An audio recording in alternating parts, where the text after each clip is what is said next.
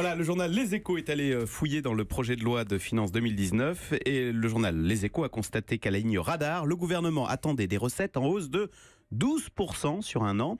Et si on ajoute à cela les impayés, les recettes bondissent même de 50% par rapport à 2016. Donc j'ai une question, est-ce que nous serions devenus des fous du volant ? Qu'est-ce qui se passe ? Eh bien non, nous ne sommes pas des fous du volant.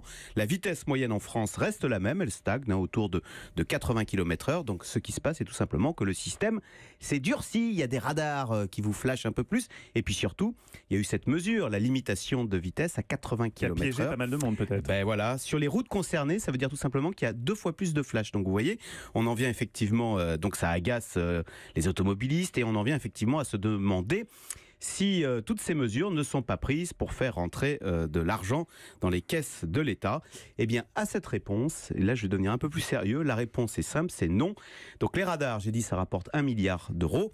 Vous savez combien coûtent les accidents de la route ? Parce qu'il y a malheureusement 3000 morts, mais il y a aussi les blessés qui sont 10 fois plus nombreux, donc ça fait près de 30 000 blessés. Vous n'avez pas mis la réponse sur... Ah si, vous l'avez j'ai mis, la pardon. réponse. Donc, non, parce que juste les accidents, donc il y a les coûts d'hospitalisation, il y a des vies professionnelles qui sont gâchées, il y a des pensions d'invalidité à verser à vie aux blessés, et donc au final...